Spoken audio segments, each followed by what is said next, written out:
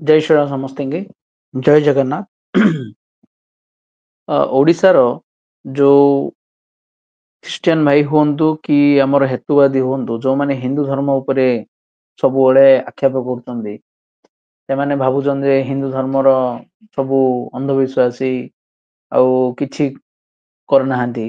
ଆପଣ ସମସ୍ତେ ଜାଣିଛନ୍ତି ବିବେକାନନ୍ଦ ଆମର ଯୋଉ ଆମେରିକାର ଶିକାଗୋରେ ପାର୍ଲିଆମେଣ୍ଟ ଅଫ ରିଲିଜନ୍ସ କରିଥିଲେ। କରିସାରିଲା ପରେ ଆମେରିକାର ବହୁତ ଲୋକ ବା ସେଇଠର ନ୍ୟୁଜ ଚ୍ୟାନେଲ ମାନେ ବିବେକାନନ୍ଦ ବିଷୟରେ କଣ କହିଛନ୍ତି ଆପଣଙ୍କୁ ଆଜି ମୁଁ ଟିକେ ଦେଖେଇ ଦଉଛି, ଯୋଉଥିରେ କି ସମସ୍ତ ଭାଇ ଆମର କ୍ଲିୟର ହେଇଯିବେ ଯେ ହିନ୍ଦୁ ଧର୍ମ ଆକ୍ଚୁଆଲି କଣ, ଆଉ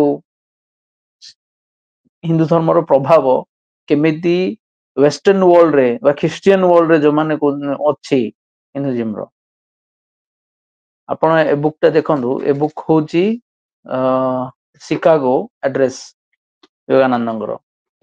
ଏଠି ଦେଖନ୍ତୁ ଲେଖା ଅଛି, ଆପଣ ଦେଖନ୍ତୁ ଏଇଠି ଲେଖା ଅଛି, କିଏ ଲେଖିଛି ଦ ନ୍ୟୁୟର୍କ ହେରାଲ୍ଡ। ମାନେ ଯେତେବେଳେ ଆମର ବିବେକାନନ୍ଦ ଇଏ କଲେ, ସେ କଣ ଲେଖିଛନ୍ତି, ହି is undoubtedly the greatest figure in the parliament of religion। ସେ ହଉଛନ୍ତି ଗ୍ରେଟେଷ୍ଟ, ସବୁଠୁ ବଡ ମାନେ icon in that parliament of religion। after hearing him, ତାଙ୍କୁ ଶୁଣି ସାରିଲା ପରେ, we feel how foolish it is to send missionaries to this learned nation। ସେ କଣ କହୁଛନ୍ତି, ତାଙ୍କର ଯୋଉ ଭାଷଣ ଶୁଣି ସାରିଲା ପରେ ଆମେ କେତେ ବୋକା ଯେ ଆମେ ଭାରତକୁ ମାନେ ଏଜୁକେଟ କରିବା ପାଇଁ ଆମେ ମିଶନାରୀ ମାନଙ୍କୁ ଗୋଟେ ଲର୍ଣ୍ଣଡ ନେସନ କୁ ଅଲରେଡି ଯିଏକି ଏତେ ଜ୍ଞାନ ଅଛି ତାଙ୍କ ଭିତରେ, ସେଗୁଡାକ ମାନେ ତାଙ୍କୁ ଜ୍ଞାନ ଅଛି, ଆମେ ସେଇ କଣ୍ଟ୍ରିକୁ ହିଁ ଆମେ ପଠେଇଥିଲୁ। ଏତିକି ଜିନିଷ ସିଏ କହିଛନ୍ତି। ବାକି ତ ଗୁଡାଏ ଅଛି, ସେଟା ହଉଛି ନ୍ୟୁୟର୍କ ହେରାଲ୍ଡ। ତ ଆମ ଇଣ୍ଡିଆରେ ଯୋଉ ବି ଖ୍ରୀଷ୍ଟିଆନ ଭାଇ ମାନେ ଅଛନ୍ତି, ଟିକେ ବିବେକାନନ୍ଦଙ୍କୁ ପଢନ୍ତୁ, କଣ ଆମର ଫିଲୋସଫି ଅଛି ବି ବୁଝିପାରିବେ। ଆଉ ଆପଣଙ୍କର ଧର୍ମ ଆପଣ ପଢନ୍ତୁ, ତା ସହିତ ଏଇଟା ବି ପଢନ୍ତୁ ଯୋଉଟା ଦେଖିପାରିବେ ଯେ କଣ ଫରକ ଅଛି ହିନ୍ଦୁଜିମ୍ ଆଉ ଅନ୍ୟ ଧର୍ମ ଉପରେ।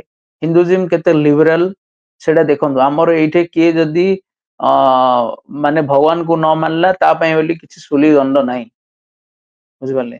ତ ସେଇଥିପାଇଁ ହିନ୍ଦୁଜିମ୍ ବହୁତ ଜିନିଷ ଅଛି, ଆମେ ତ ଆଗକୁ ବହୁତ ଡିସ୍କସନ କରିବା।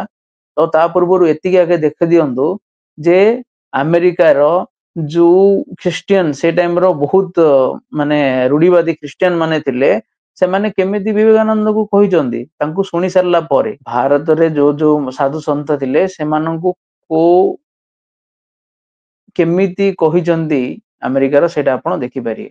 ଆଉ ଥରେ ଆପଣ ଦେଖି ଦିଅନ୍ତୁ, ସବୁ ଏଇଟା ଅଛି।